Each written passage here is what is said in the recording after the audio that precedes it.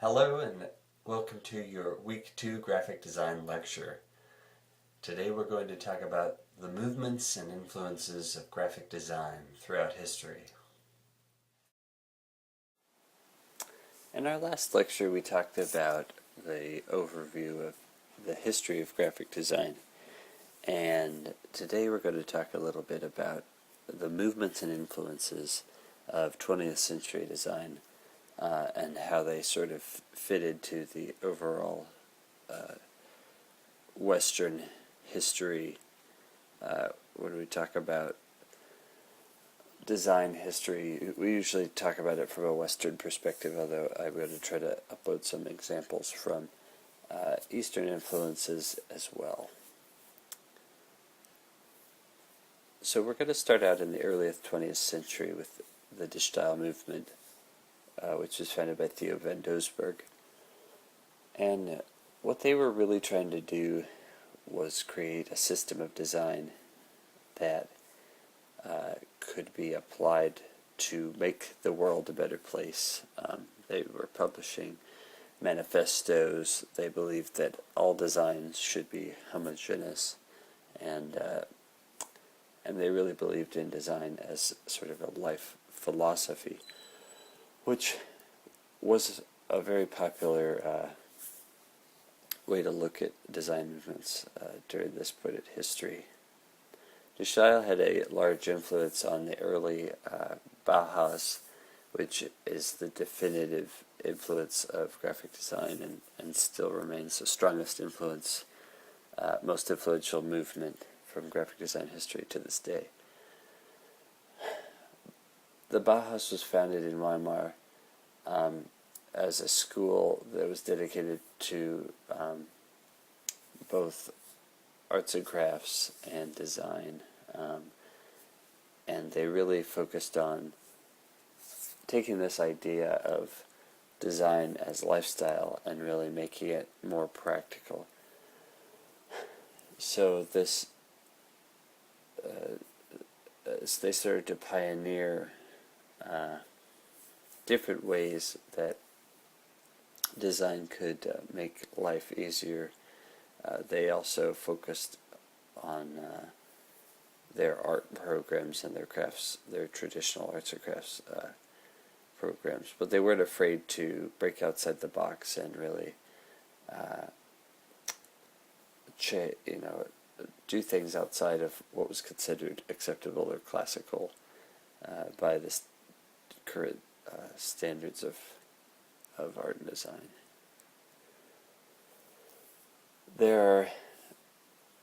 We begin to see examples of graphic design in print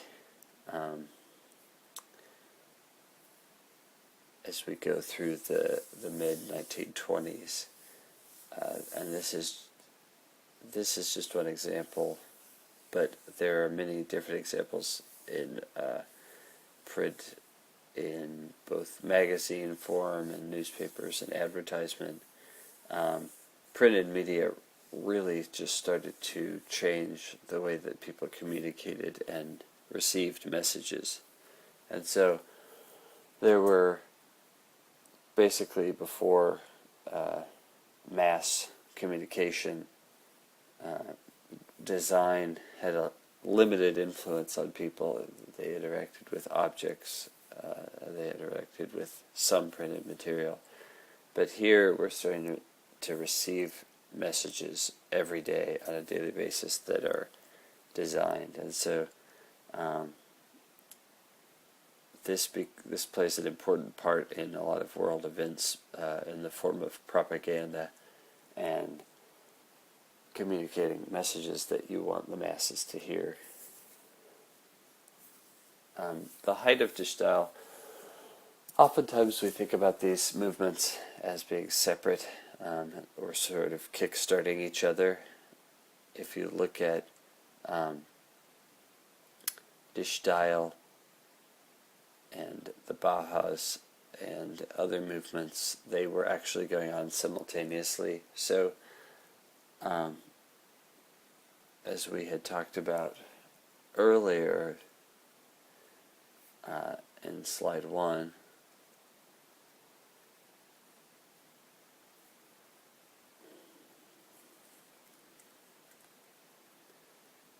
Van Doesburg, who founded De Stijl, he was an influential player in the Bauhaus.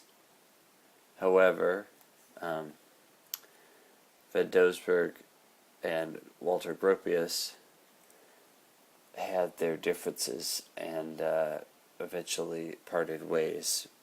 And De Stijl continued to be a influential movement. They believed in the power of horizontal and vertical lines, and this simple grid formation that could transform your life. And so they even built a house, the Schroeder House, which is still there today, which was an example of basically living this idea of the style of design that they believed in. If you move on to the mid-20s, we start to see a lot of design influence in advertising. Up until that time, advertising had sort of been something that, was more or less focused on the designs were simple. They were based around a product or an endorsement. They had an individual holding a cigarette or holding whatever it was they were trying to sell. But now we start to see these avant-garde Art Deco poster designs. M. Cassandra was the king of poster design. He created these dynamic images using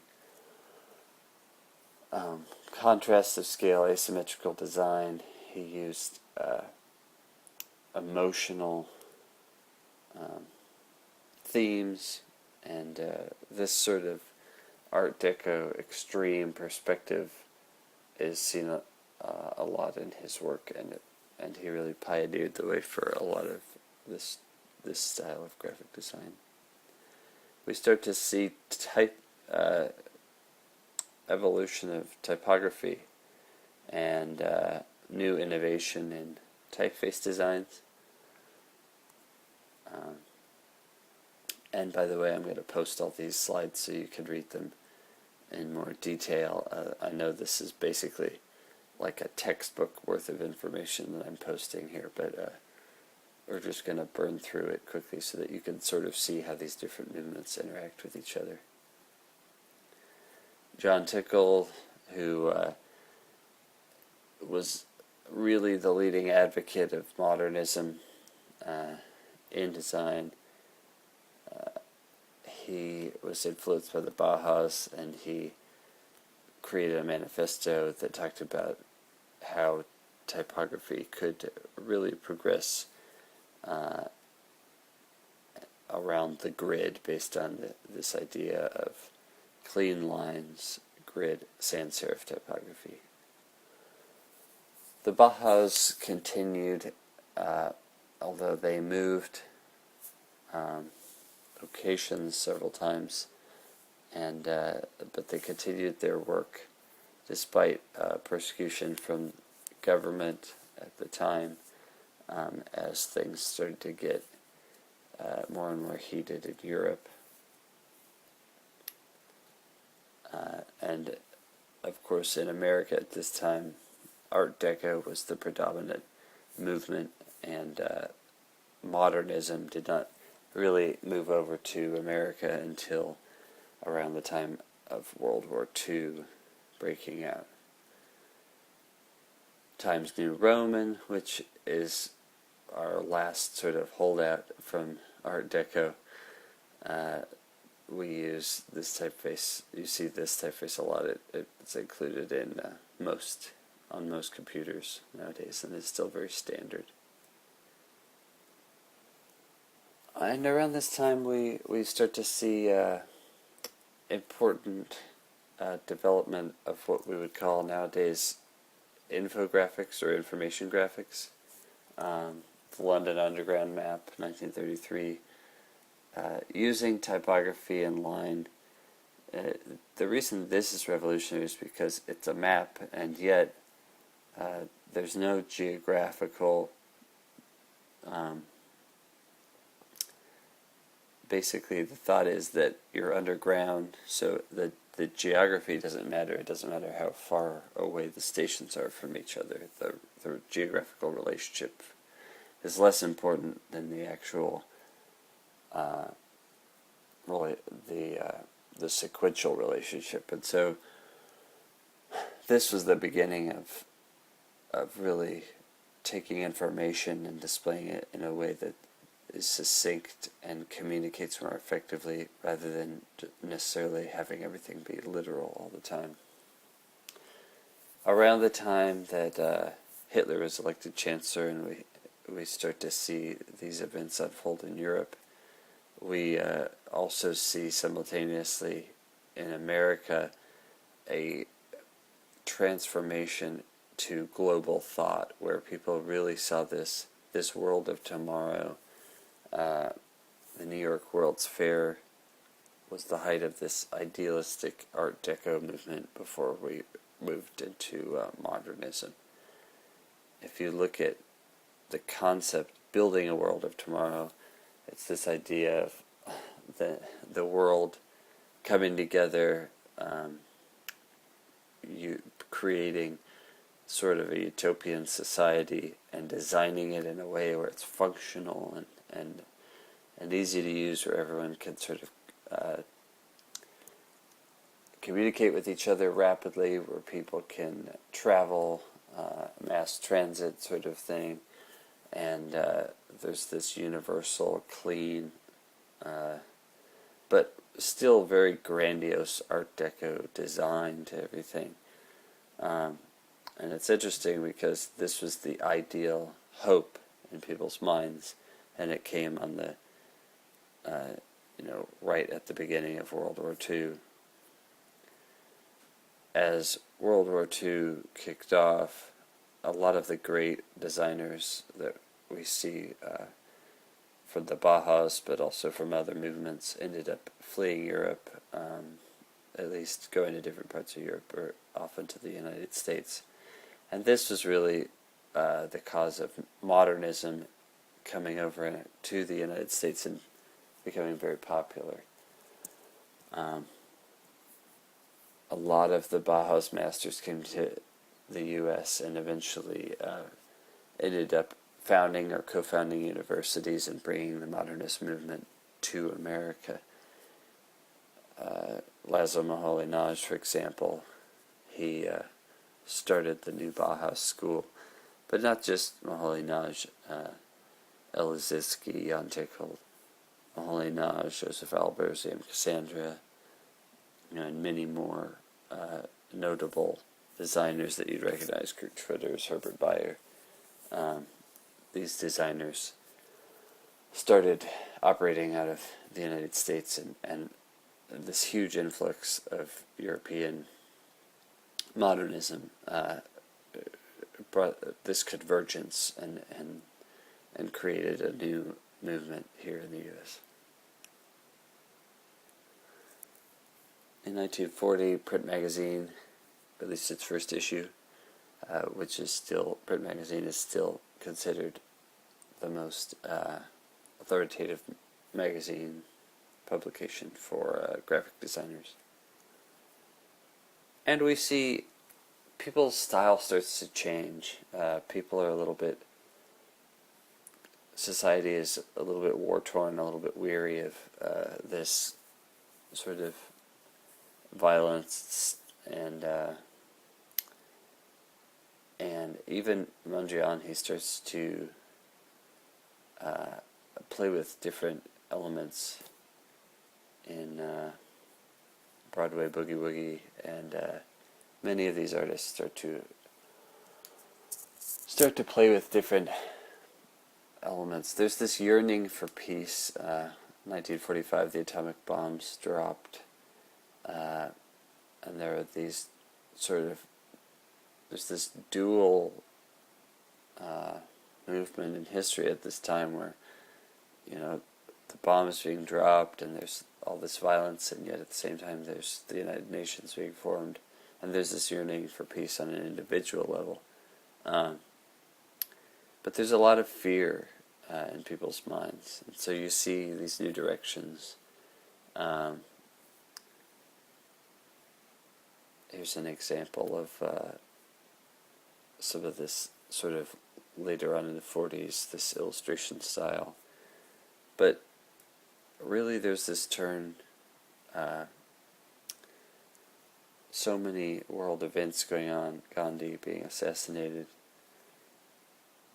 There's this idea that we need some peace and harmony in design, and so here's an example of that. The Glass House by Philip Johnson, the Eames House, and this mid-20th century modernism is a response to the chaos of the world. So there's all this chaos, and then design takes on this very clean, structured form to sort of offset the chaos that's going on in the world. We're going to talk about Palatino a little bit. You can read about that in the slides. The Korean conflict, just to put things in perspective of what's going on. And then we get this idea of technology and how computers start to shape the way people think. The future is really, this idea of robots and technology and computers taking over everything that we do. And it impacts design, and it impacts art. I mean, if you look at a lot of modern art during this time, it's very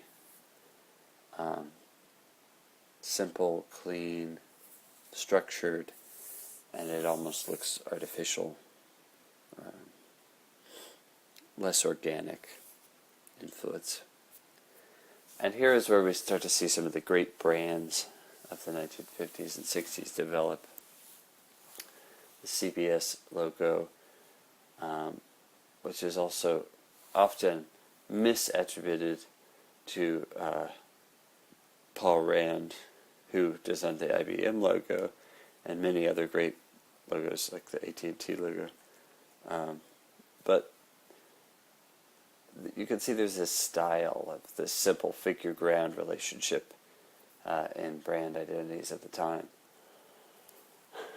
Going along with this, we see Frutiger's typefaces, we see Saul Bass, his graphics. We start to see motion graphics in film, these great brand identities, and this is all going on during the Cold War and a lot of the fear that was going on at the time. So again, this very structured, clean, modernist design. Helvetica creates, takes over the world, and it's almost as if we're taking design and we're using it to simplify our lives, because the world is becoming a more chaotic place, and a lot of fear going on at this time. But a lot of triumphs in America, ending segregation, and this is reflected in the work as well, in art and design. Joseph Albers explored color in a way that was full of hope and a perspective of sort of this looking into the future. Frank Lloyd Wright, his work evolved over time. He was definitely notable, one of the most notable architects of all time. And now we end on this slide where graphic design, now we've come full circle, because we're taking this modernist movement in 1959, and it's now become such a part of the visual vocabulary that it can now be paired with something that's more dark and more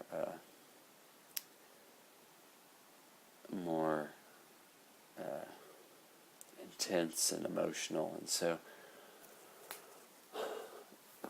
it becomes the palette, it becomes the framework where we can communicate almost any message using this modernist style of design. And so keep that in mind as you're looking at your work, and as we talk about more of the movements and influences that are in late 20th century design, as we talk about that next week.